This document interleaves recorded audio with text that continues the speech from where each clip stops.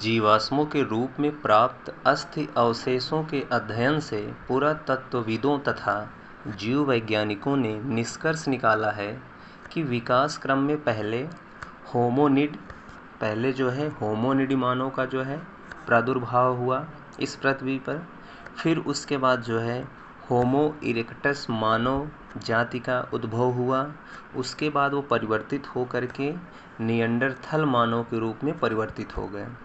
फिर जो लास्ट में आता है चौथा पे, जिसमें हम लोग आते हैं, उसमें वो आ जाता है होमो सैपियंस मानव। ठीक है मित्रों, तो यानी हमारा जो कन्वर्टेड मानवीय संरचना थी वो सबसे पहले था होमोनिड, फिर होमो इरेक्टस, फिर निएंडरथल, उसके बाद होमो सैपियंस। तो ये 4 प्रकार से हमारी पीढ़ी दर पीढ़ी एक विकास क्रम इसका हो जाता है। और जैसा कि आप लोग जानते हैं कि यह जो मानवीय प्रक्रियाएं हैं, एक पीढ़ी से दूसरी पीढ़ी में परिवर्तन होने के साथ साथ आज का आधुनिक मानव हमारे सामने है। और आदिम युग में यह मानव अपनी सुरक्षा तथा भोजन के लिए पत्थर, हड्डी व लकड़ी के औजारों को प्रचुरता से प्रयोग करने लगा था। गुफाओं में चित्रकारी करके तथा नारी व पशु मूर्तियां बनाकर वह मानव की बढ़ती बौद्धिक क्षमता का परिचय देने लगा था। जैसे कि आप लोग जानते हैं कि धीरे धीरे मानवीय सभ्यता का विकास होता गया और उसके साथ साथ अपने मानसिक बुद्धि में मानवीय संसाधन ने अपना प्रयोग करना प्रारंभ किया। और कालांतर में क्रमशः विकसित हुई संस्कृतियों में दृष्टिगोचित नगर निवेश योजना, अप्रतिम मूर्तिकला, सुघड़ अलंकृत धातु मूर्तियों, हस्त निर्मित मृण मूर्तियों, लेखन कला व लिपि, पूजा उपासना व मृतक संस्कार आदि से उस समय के खान पान, रीति रिवाज, सामाजिक संरचना तथा प्रशासनिक स्वरूप से श्रेष्ठ स्तर का पता चलता है। तो इस तरीके का हमारा जो मानवीय विकास था वो संपूर्ण हो जाता है। फिर से एक बार देख लेते हैं मित्रों।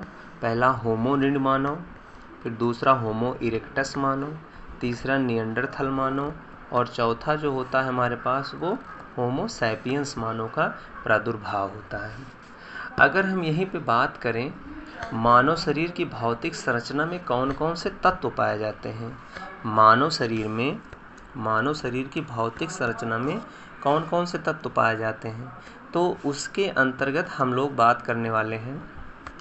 इसमें कौन कौन से तत्व पाए जाते हैं उन तत्वों की हम विवेचना कर ले। जैसे मान लीजिए हमारे पास कोई मानवीय संरचना है, ठीक है। मानवीय संरचना होने के साथ साथ इसमें आपका पाया जाता है ऑक्सीजन पाया जाता है O2, दूसरा पाया जाता है कार्बन, तीसरा पाया जाता है इसमें हाइड्रोजन पाया जाता है। फिर इसमें पाया जाता है अगला तत्व नाइट्रोजन पाया जाता है। उसके बाद पाया जाता है कैल्शियम पाया जाता है। फिर इसमें पाया जाता है फास्फोरस P पाया जाता है। फिर इसमें पाया जाता है पोटेशियम K पाया जाता है।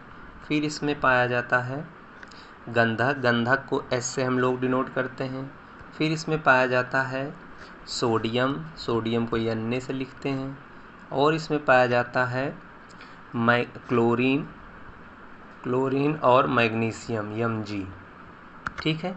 और साथ ही साथ कुछ अन्य तत्व भी पाए जाते हैं। तो इस तरीके से हमारा एक मानव संरचना तैयार हो जाता है। यानी किसी मानव संरचना में इतने आपके पास क्या पाए जाते हैं, तत्व पाए जाते हैं। ये आपका प्रश्न पूछ लिया जा सकता है कभी भी टेट और सुपर टेट के एग्ज़ाम में, प्रायः यहाँ से क्वेश्चन मिल सकते हैं।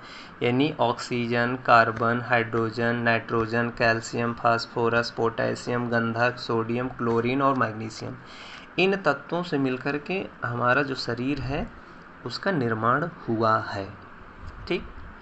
तो आज हम ये वीडियो यहीं तक रखते हैं। फिर हम मिलते हैं नए वीडियो के साथ। तब तक के लिए मित्रों, जय हिंद।